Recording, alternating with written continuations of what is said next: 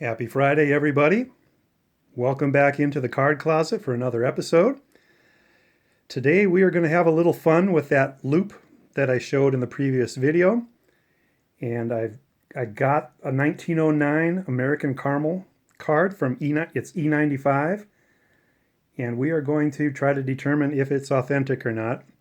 So the cards I'm going to use as an example all will have some of the blue sky showing on them. So we'll do a 2020 card there.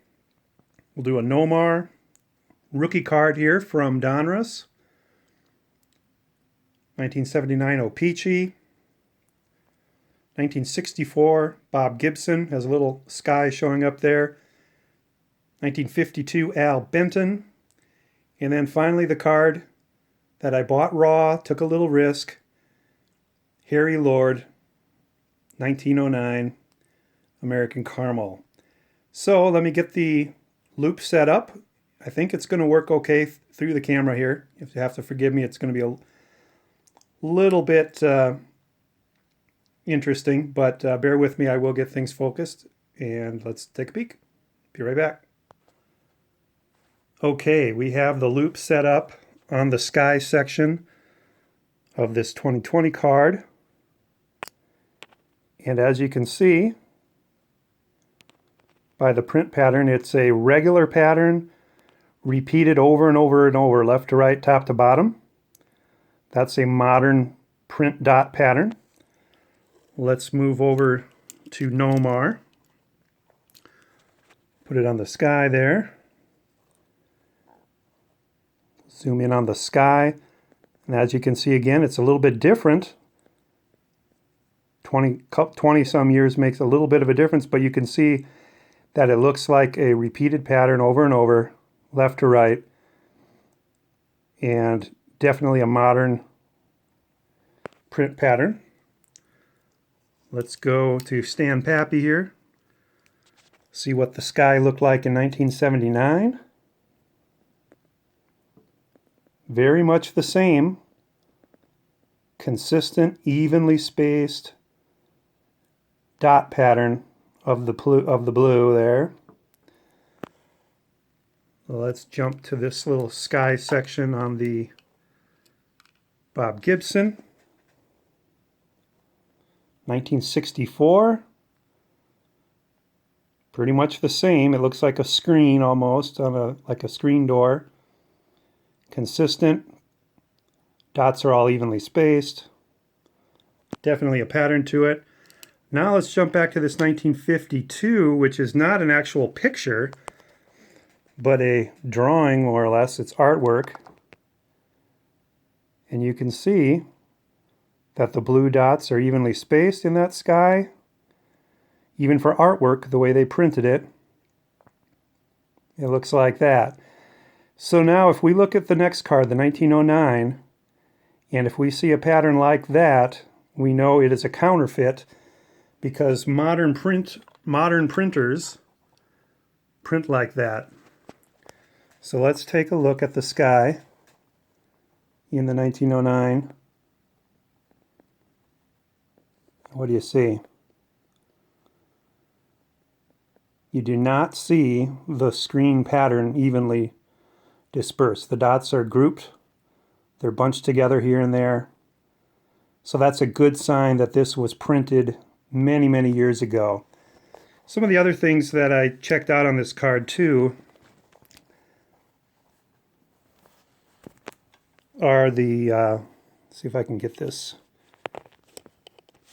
the dotted, sorry, bear with me. So that black line there, that is the border of the card. One sign that something is a counterfeit is if those dots extend out into the white border. And as you can see, they do not. Moving in a little bit, again, you can see that this sky is very uneven and splotchy. When you get to the face and some of the darker things, a telltale sign that it is a forgery would be if everything was consistent. But as you can see, the dots are different size. Some of the red is small, some of it's big. Modern printers don't do that. In the lip area, if I can get in his mouth and lip area, you see the same thing that the, sorry folks, I'm doing the best I can here. You can see that there's black and red and yellow that make up the lip area and the nose area here, but they're uneven. In fact, some of them are, like especially the black dots, some of them are larger than others. It's not a consistent pattern across the card like we see in the other ones. So let's jump back to a modern card again, and we'll go over the card. When you see a modern card,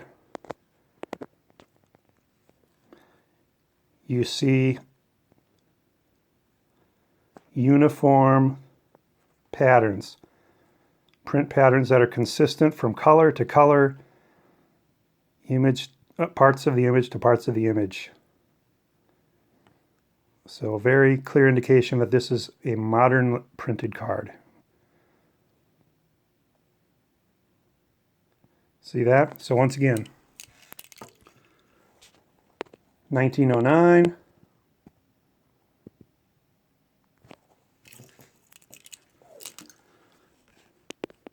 (2020). So I'm pretty sure that Harry Lord here is authentic, which means I got a pretty good deal. There are other things you can look at too, like on the back.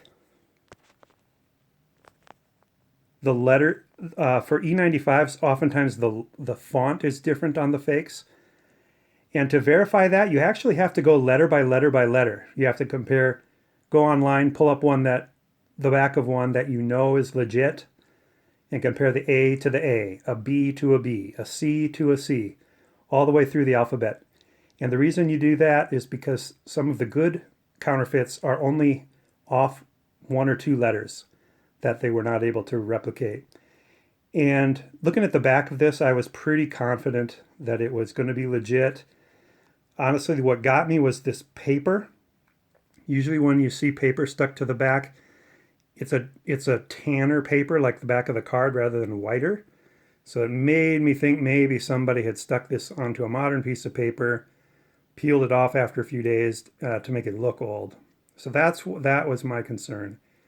But the seller told me I could send it back if I wasn't happy with the results. But I really am. So I think I scored on this one. And now that I've got a loop, I can play games like this more often. So this loop also has a black light on it, which comes into play when you're trying to determine age of things too, because older paper will not glow in a black light like a modern paper will. So let me know if you enjoyed that. I want to do more things with this loop just for fun, just look at cards. And so if you've got any cards in particular that you would like me to show in a loop, I'll do an upcoming episode where I just showed a bunch of different cards under the loop to see what they look like. Let me know what they are in the comments. So for example, what does that look like under a loop at 60x magnification? Would looking at that give us some kind of indication on how that print technology does that? I have not looked at it yet, so I don't know. But refractors, anything else like that, let me know. I've got a card of pretty much any year, so if you want to see any particular year, a card under high magnification, put that in the comments as well. So have a great weekend, everybody. Thanks for joining me, having fun with the loop here. Take care. Bye.